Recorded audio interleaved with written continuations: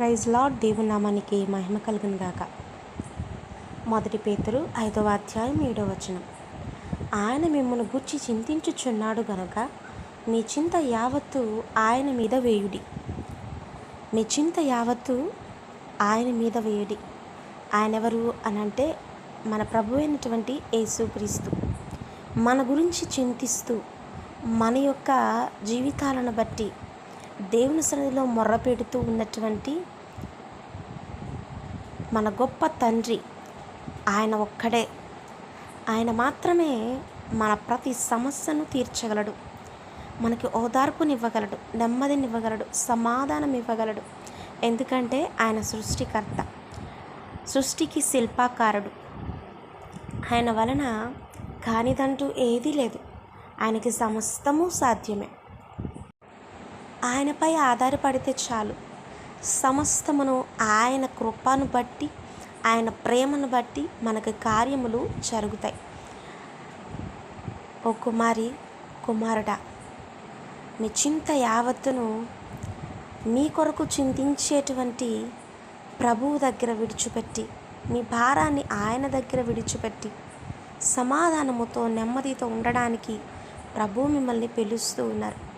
ఆయన చిత్తాన్ని, ఆయన యొక్క ప్రేమను అర్థం చేసుకొని మనం జీవించగలిగితే, ఆయన యొక్క శిలువ త్యాగాన్ని మనం అర్థం చేసుకోగలిగితే, ఆయన మన పట్ల పెట్టుకునేటువంటి ఆ గొప్ప ప్రేమను మనం అర్థం చేసుకోగలిగితే మనకంటే ధన్యులు ఇంకెవరు ఉండరు. మరియు మీలో ఎవడు చింతించుట వలన తన ఎత్తుమూరడు ఎక్కువ చేసుకొనగలడు. మనం అనుకుంటే ఏది సాధ్యం కాదని ప్రభు ఎంత చక్కగా చెప్తున్నారో. రేపటి దినమును గూర్చి చింతింపకుడి, రేపటి దినము దాని సంగతులను గూర్చి చింతించును. ఏ నాటికీడు ఆ నాటికి చాలును. నా జీవితం ఏంటి, నా భవిష్యత్ ఏంటి, అసలు ఈ పరిస్థితులు ఏంటి అని ఆలోచిస్తూ చింతిస్తూ ఉన్నావా?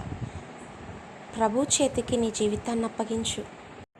ఆయన తనకిష్టమైన పాత్రగా నిన్ను మలుచుకుంటాడు. అనేకుల మధ్య నిన్ను ఘనతకు తగినటువంటి పాత్రగా నిలబెడతాడు. నీ పరిస్థితులన్నిటినీ చక్కబెడతాడు. నువ్వు చేయవలసిందేంటో తెలుసా?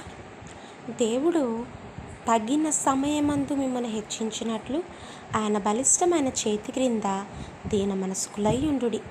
1 పేతురు 5వ అధ్యాయం 6వ వచనం. భూమిపైన ప్రతిదానికి సమయం కలదు. తగిన సమయమున నిశ్చయముగా ప్రభువు మిమ్మల్ని హెచ్చిస్తాడు.